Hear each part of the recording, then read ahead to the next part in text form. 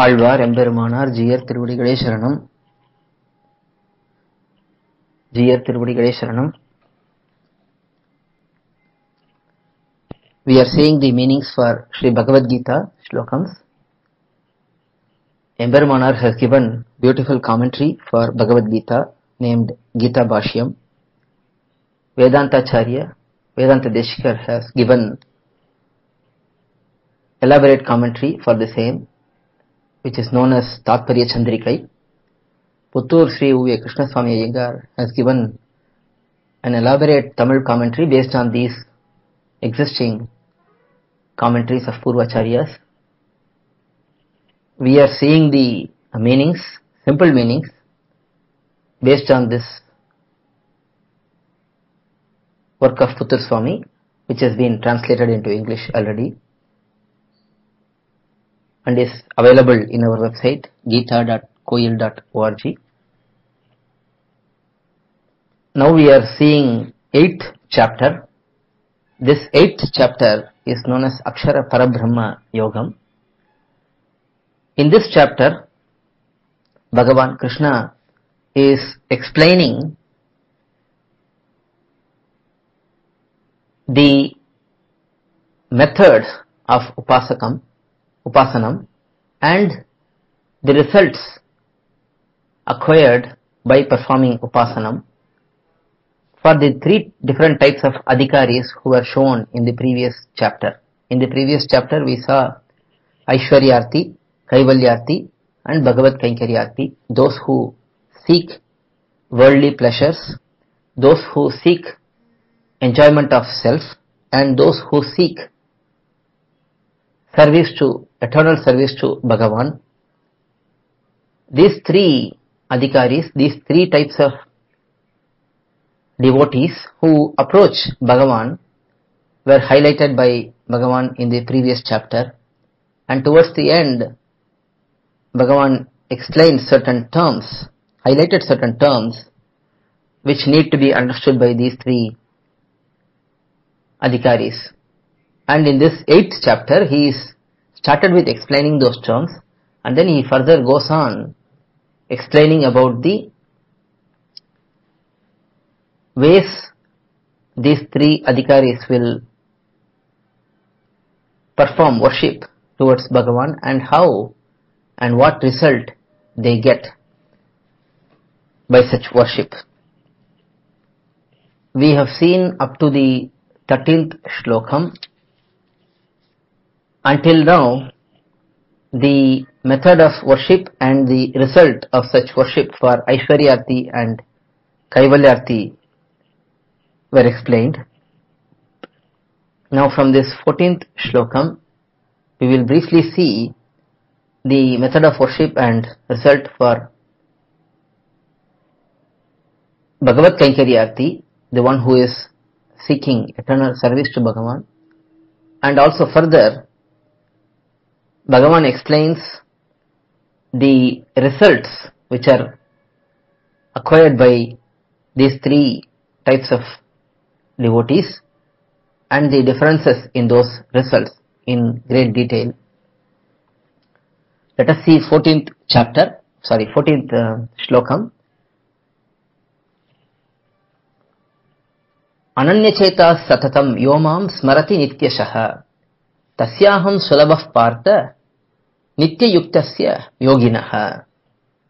O son of Kunti, Partha, O son of Kunti, nityashaha, from the time the Upasanam worship starts, satatam, at all times, ananyachetaha, without having his heart focused on anything else, mam, me, yaha smarati, one who thinks about me, to please me, nityayuktasya tasya yoginaha, for such upasaka, for such devotee, who desires to be together with me always, aham, I am, sulabaha, easily attainable. O son of Kunti, one who thinks about me from the time the Upasanam starts, at all times, I am easily attainable for such upasaka, who desires to be with me always. In this shloka, the process of Bhakti Yogam is touched upon, because in Bhakti Yogam we have already seen that it is similar to oil being poured from one can to another, where the oil drops down without any disturbance. So this is called as Tailadhara Avichinna Smriti Santana Matram. Just like oil flows without any disturbance, this devotee is fully focused on Bhagavan without any disturbance. There is constant connection in the mind. So for such person who is having such devotion, and for the one who desires to be with me, Krishna is saying that I am easily attainable for such upasaka. So here both the process and the result is explained. Process is one should worship Bhagavan continuously without any break, and the result is reaching Bhagavan and serving him. That is 14th shlokam. Next shlokam, 15th shlokam.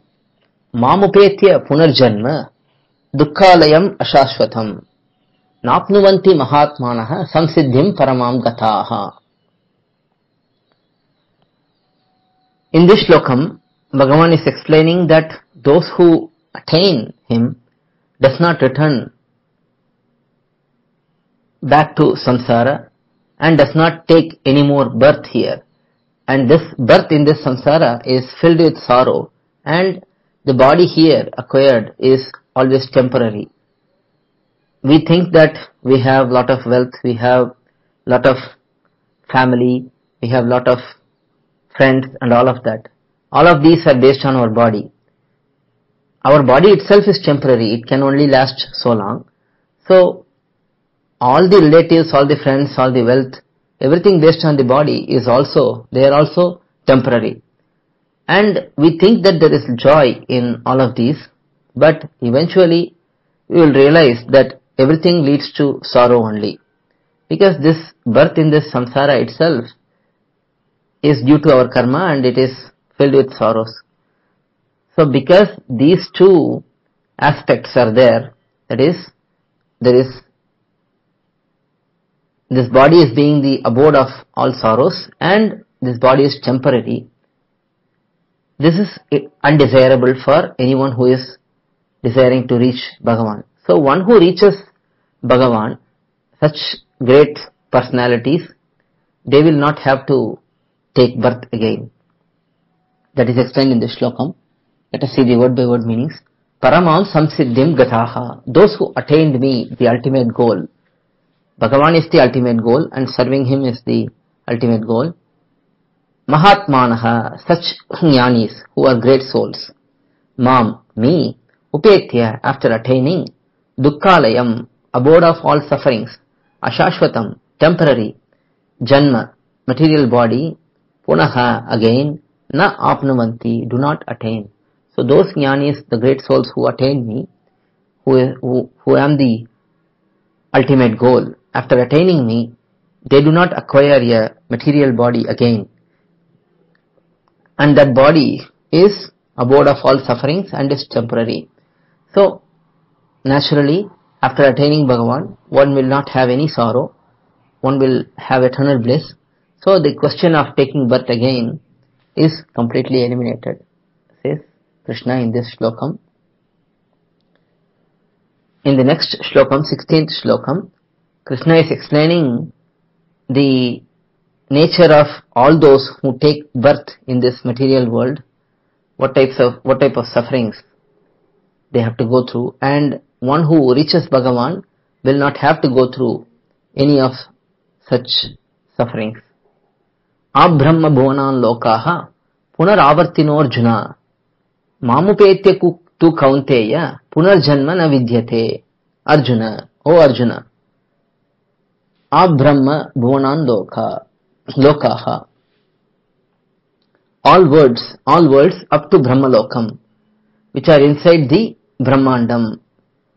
Brahmandam is an oval shaped universe of 14 layers, having Brahmalokam at the top. Brahma is the leader for this Andam, this oval-shaped universe, so it is called as Brahmandam.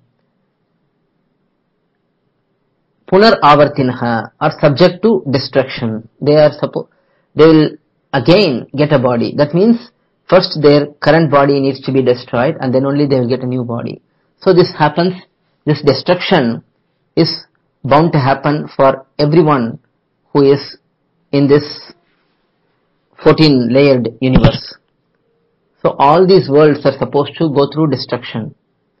Kaunteya, O son of Kunti, Mam Upetya tu, but after attaining me, Punarjanma, rebirth, na vidyate, is not there. But for one who reaches me, there is no question of taking birth again, because they will not be in this 14-layered universe. This 14-layered oval-shaped universe is bound to go through destruction periodically. So anyone who is inside that will also go through destruction and will take birth again. But one who reaches me will be out of this material world itself. So in such case, he will not have to take birth again in this material world. Here, Brahma is the head of the whole Andam, the universe. There are 14 layers in this Andam. Top layer is Brahmalokam. Bottom most layer is Patalam. There are 7 lower layers. After that, 8th layer is Bhulokam, the place where we are living. And then there is Bhurlokam. And then there is Svargalokam. Svargalokam is the place for Indra and other Devatas. And then there is Mahalokam, Janalokam and Tapaslokam. And then there is Brahmalokam. Brahmalokam is where Brahma is residing. And that is also the place where Bhagavan Vishnu is also present in this material world. So that up to this Brahmalokam, it will go through destruction periodically. This 14-layered universe is explained here. Now there are innumerable 14-layered universes in this material realm. It is not just one, it is not just 1,000, it is not just 10,000. There is just innumerable number of universes like that. And each one has one Brahma at the top. And then there will be Rudra, there will be Skanda, all the Devatas will be there. And each of these will go through destruction at some point. And then there will be reconstruction of the same. It keeps on happening. So this, anyone who is within this boundary, within the boundary of this 14-layered universe, they will have to take rebirth. But one who reaches me will not take rebirth again. So here, the difference between Kaivalyarti, Bhagavad Kainkariarti and Aishwaryarti is explained. Kaivalyarti and Bhagavad Kainkariarti, they will be out of this 14-layered material universe, and then they will reach Bhagavan. Kaivalyarti will be enjoying the self, his own self. Bhagavad Kainkariarti will be enjoying Bhagavan and Paramapadam, all the unlimited bliss will be available for Bhagavad Kainkariarti. But Aishwaryarti, unlike these two, will remain in this material world and will keep coming back and taking birth again and again. So that is explained in this 16th Shlokam. From 17th Shlokam to 18th Shlokam, together the timeline of the Brahmandam is explained here. Let us see those 3 Shlokams together.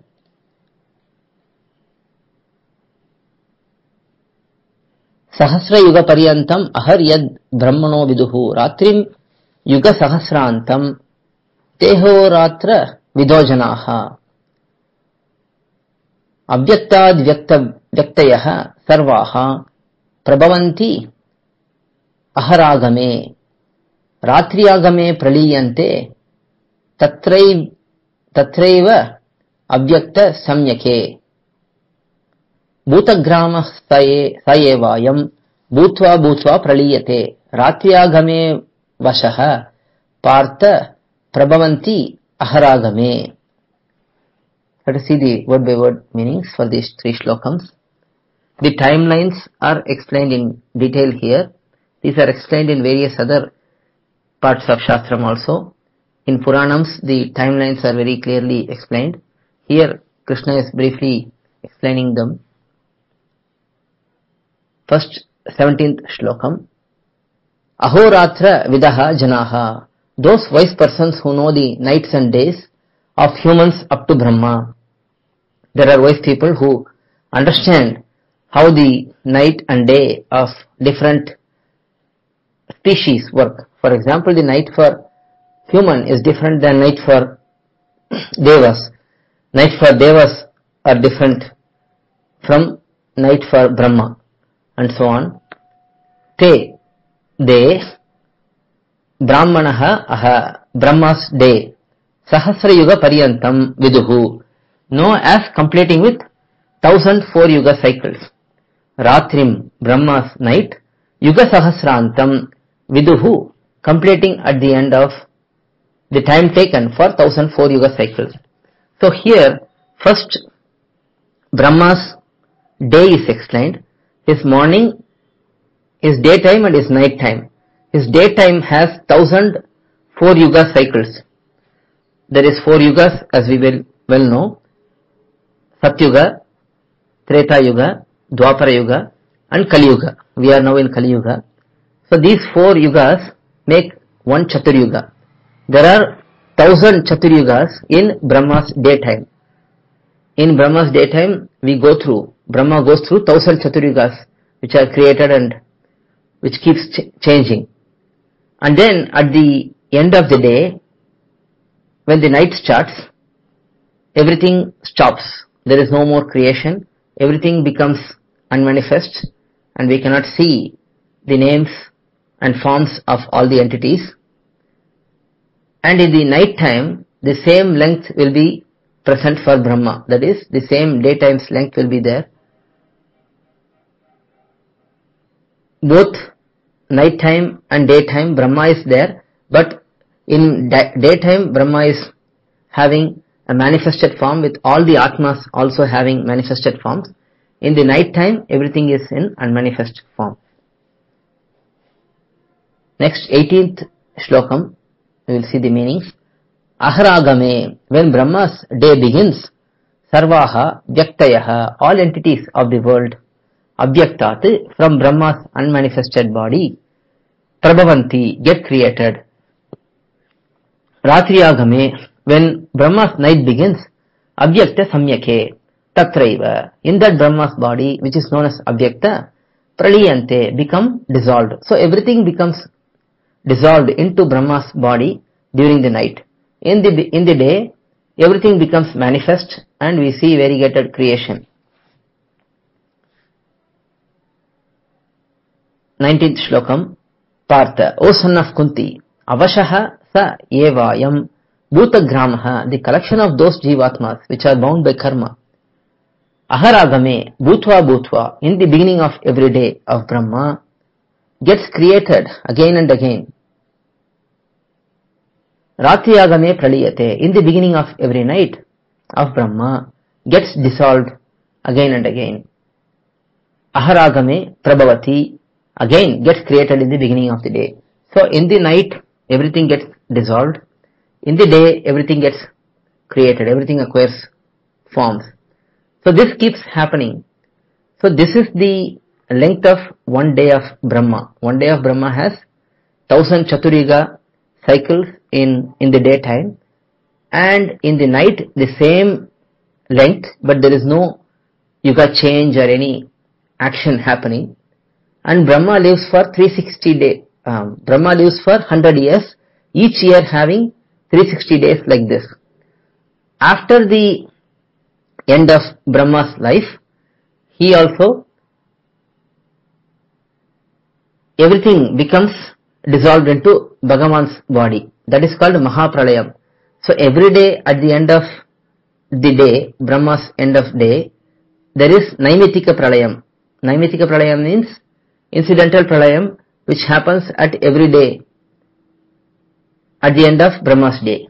Mahapralayam is the end of Brahma's life. Not only one Brahma, but all the Brahmas in all the Andams, all the universes, all of them will dissolve into Bhagavan's body at the end of Mahapralayam. And then there is Mahasrishti. Again, full creation will happen at some point. So that is Mahapralayam. Naimitika Pralayam is end of Brahma's day, the Pralayam that happens. And then Nitya Pralayam also happens. Nitya Pralayam is the changes which happen every day in our body. We keep changing every day. All the cells get destroyed and then they get recreated. So that is Nitya Pralayam. Nitya Pralayam is constant change in everyone's body. Naimitika Pralayam is the end of day Pralayam for Brahma. And then Mahapralayam is the end of all the Brahmas. So this way, this material world is constantly destroyed and created again. So there is transformation, there is change always. So here Krishna is identifying that this Kaivalyarti and Bhagavad Kaikariyarti, they will not have to go through all of these sufferings in this material world. They will be liberated from all of this, and after reaching their appropriate position, Kaivalyarti will enjoy the self, Bhagavad Kaikariyarti will enjoy Bhagavan and his qualities and so on. But Aishwaryarti, one who seeks wealth in this material world, pleasure in this material world, he will have to keep on coming back in this material world again and again. So all of these are explained in these shlokams. We will see the next section in the next session. Alvar Emberimanar Jiyar Tiruvadigalai Sharanam, Jiyar Tiruvadigalai Sharanam. To learn such valuable information about our Sri Vaishnava Sampradaya, please download Koyil, K-O-Y-I-L app from Google Play Store or Apple App Store. Our website is koyil.org, Koyil.org.